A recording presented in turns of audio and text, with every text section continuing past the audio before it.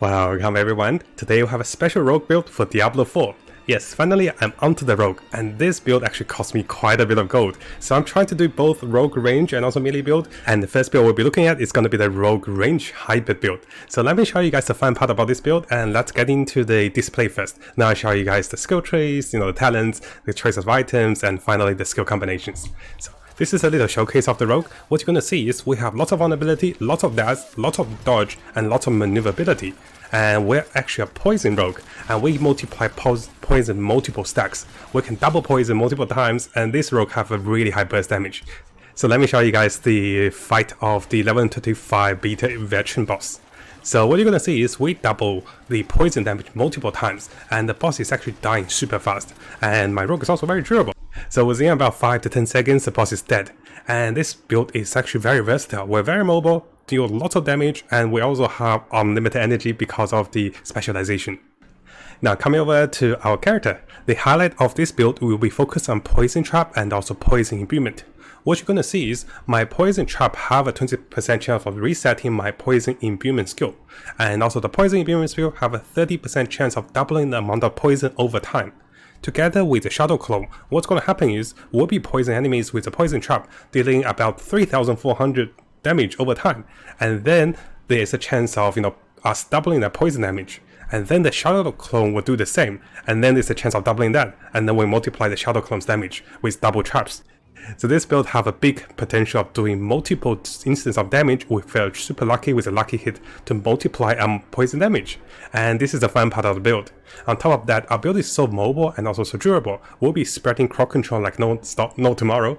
We'll be spreading vulnerability, we'll spread dash, and also we have a lot of utilities with smoke grenade, lots of dodges. So very survivable and also very durable. We also get a lot of energy, and also we're very defensive in terms of the reduction to damage. And finally, we also get lots of damage. So let me show you guys the skill tree first, then we'll go through the items.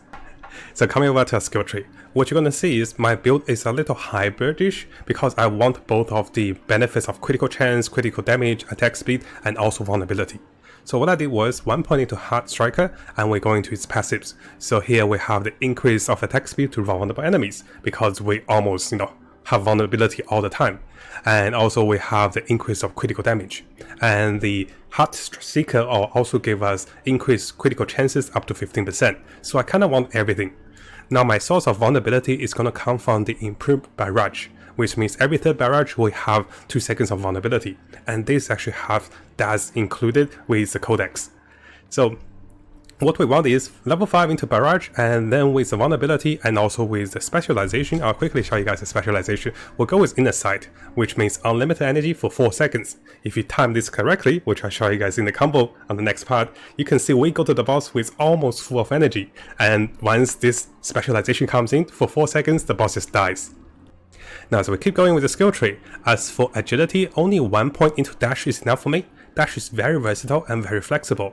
We also have codex and also combinations which allows dash to have special effects and also lowering cooldowns, and also give us special grenades. So dash is not bad, and 1 point is definitely enough. With 2 charges, it's so mobile and so flexible. You can dodge out of damage and you can travel faster in the zone.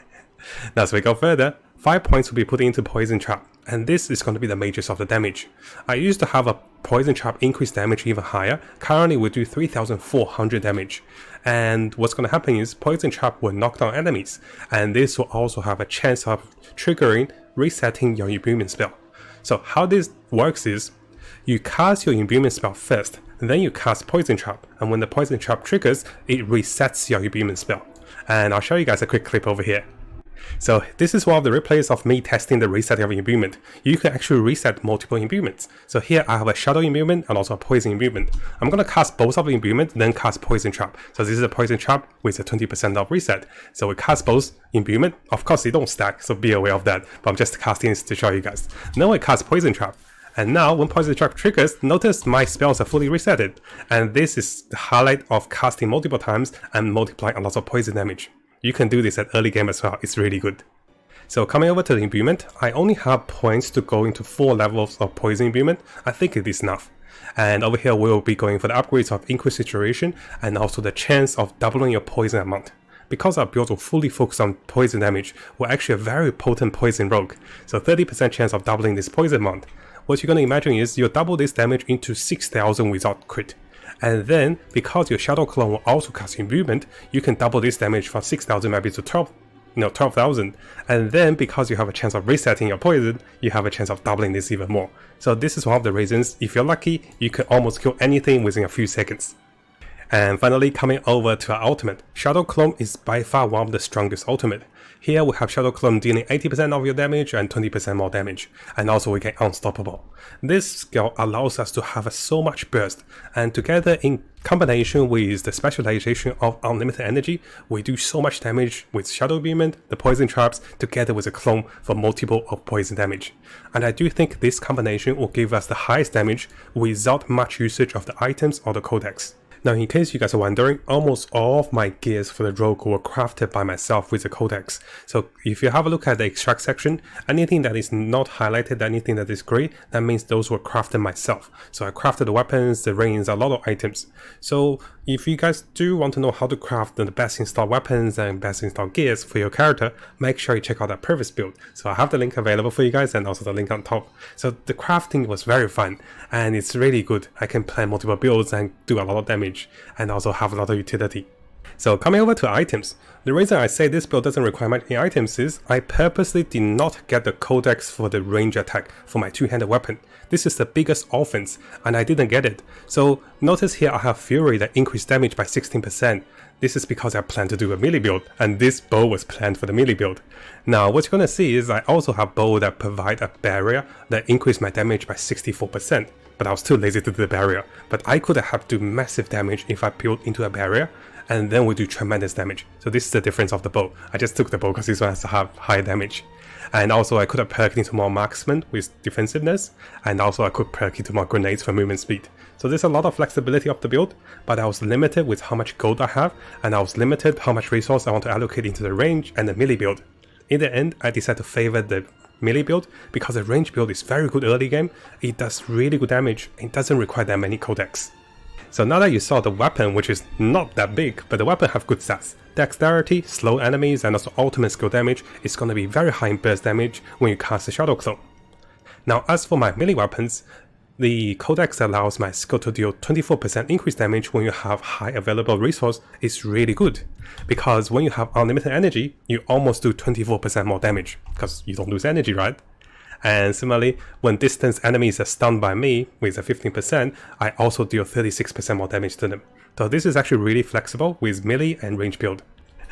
And most of the time we're in the range zone, right? They're not that close to us. So my boots over here, because I will be planning to spread a lot of deaths, I'll show you guys the helmet first. Because my Barrage have a very high chance of giving vulnerability every third attack, and with unlimited energy, we have permanent vulnerability. What that means is when we trigger vulnerability and we deal direct damage to enemies with vulnerability, 41% chance to dash them. When enemies are dashed, they cannot attack, they cannot cast spells, but they can still move, which is perfect for them to move onto the traps. So after enemies are vulnerable, they will be dashed. And together with this, I want to spread the vulnerability of dash, and this is 44% chance of spreading more to enemies. Over here, I also have another use of Smoke Grenade, which is defensiveness. The Smoke Grenade over here allows me to evade attack and also provide Smoke Grenade for more dash and also a little bit of utility. Now because our build is quite flexible, I can pick almost any flexible utility combination of codex. Here I went with a dash cooldown and also Smoke Grenade. So whenever I dash, I drop Smoke Grenades, and I'll show you guys once we go back to the replays. This is actually really fun, and it's very flexible. You dive into enemies, stay down the traps, and while they're all dashed, and also you have lower cooldowns to dash, so very high mobility. And over here I did go with a little bit of skill regeneration of energy, just when we don't have the specialization. So here basic skills give us 5 more energy, which is really good, right? And of course I also used some of my good legendaries from my previous character, Barbarian. So the codex that gives me 25% damage reduction makes me very durable when I go to close range with my rogue traps. And of course, I love this item. They still have the Barbarian skills, but these items allows me to heal with a bunch of enemies next to me, which is perfect when within the range of enemies who are dashed, who can't hit me, they'll be healing me, and then, I'll be setting out traps and poisoning them and killing them. Now, unfortunately, I did not have enough gold and also codex to plan to build the last item, so this item was using the Barbarian codex. but it has really good stats. Lucky hit, which we want all the time. We want critical strike, critical chance, and also close damage. We're actually quite close melee range rogue, so this item is actually really good too. Now briefly going through the choices of socketing, because we're doing damage over time, so damage over time you can get 5% damage over time on your sockets, and you can get 2 sockets on your main weapon, and 1 socket on each of your one-handed weapon, so that means you can get a 15% boost of damage over time. But most of my sockets were on my Barbarian, I was too lazy to get it, so I only put the 4% and 5% over here. As for the choices of the armor, we can go with healing received because my chest actually heals us quite a lot. So there's a lot of things you can go with. Maximum life is never run. And of course we can go with Thorn. So what I did was I just kept the Thorn because I want to deal more damage. And funny enough, because this rogue also used some of the Barbarian's items, so the Barbarian was very powerful with Thorn, right? The rogue itself also have 114 Thorn, which is not bad, right? Constantly doing some damage. And as for the sockets of the amulets, what I don't have is I don't have any sockets. But what I plan to have is, if you come to defensive section, notice my resistance are pretty high. So what I want to do is, I might go with fire resistance and also shadow resistance to get everything about 26 or 30%, or maybe lightning resistance. So the goal is to get everything equally. My armor is quite high with 31% damage reduction, and together with the pants with another 25% damage reduction, we're actually very durable. Now in terms of choice of the stats of the weapons and also gears, what you want to get is, you want to get more damage, right? More vulnerability damage is always good. So this bow will have vulnerability, and here you want any damage over time, any damage to close enemies is okay. Load and if we're distant, and best the thing is vulnerability damage. Here you can go with critical strike, critical chance, and also close enemy. Now because our build work in both melee and also range, we can make use a lot of those perks for the multiplication of damage. And also if you can to get some plus rank skills to the poison imbuement and also poison traps, and those are the major source of damage for the build. Now I'm sure you guys are quite excited and really want to see the combination of the rogue. So what I want to do here is I'll show you guys a display of the rogue in action and the flexibility and the mobility of the rogue, and I'll go through the skill rotations when you fight bosses and when you fight monsters. So right away you can see when we're surrounded by enemies, we can dash through enemies and we have a pretty high critical chance. And while we dash through enemies, we'll drop smoke grenades and then they come to hit us and they are controlled. And at the same time, we can be laying traps, and also we want to be starting our rotation of spell with a shadowing, with a poison imbuement. Then we lay down the trap for the chance of 20% reset. So here notice I went with poison imbuement, and then I'm going to lay down the trap. And most of the time this does a tremendous damage. This elite dies in about 2 seconds, while this one was outside of the zone of the trap. The downside of the build is, if enemy is not in the trap, so yeah, here you can see, when enemy is in the trap, they die almost instantly. If they're not in the trap, you lose a major source of damage. So this is the only downside you need to be aware of. So how you lay the trap is going to be very crucial. Now in terms of skill rotations against the boss, what you're going to see is, you kind of want to cast your Shadow Clone first, because once you cast your Shadow Clone first, you will copy all your spells. After casting Shadow Clone, you can then cast your Poison Imbuement, and then you can cast your Poison Trap. Make sure the trap is laid on top of the boss. And a small tip over here, notice our specialization is almost full. I purposely timed this for the boss. So what that means is, I stop hitting monsters once I'm close to capping the specialization. So once I get to the boss, I have a 4 seconds of infinite energy. And this allows me to do tremendous burst damage.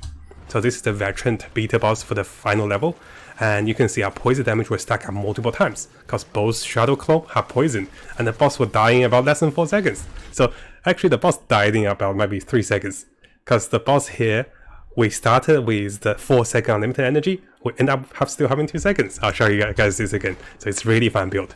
And the poison damage really stacks up over time. And the boss, if they stand correctly in the trap, they will die so fast, which is really fun. Now hopefully you guys enjoy this utility rogue poison build with a lot of damage over time and also lots of utility. What I'm thinking is, this build can also be possible if we're first players. So there's a lot of mobility, lots of dash, and a lot of range attacks. And when they step on the trap, it's going to be a nasty surprise for the players, right? Now before you go, and if you guys didn't know, we have a new YouTube channel. So I just started a YouTube channel with my girlfriend yesterday, and you can see this is only 12 hours old, this YouTube channel. And if you guys haven't subscribed, make sure you subscribe and check out the behind the scenes and also fun clips and also more stories about us. And then you get to know me a little more personally instead of just reading the news and also the games, right? So I want to share a little bit more with you guys. So make sure you check this channel out if you're interested about Matt and also Uni. She's really funny too, and she's really shy. So I want to give her a surprise and do a shout out for the new channel to get some subscribers. Thank you guys. I'll see you guys next time.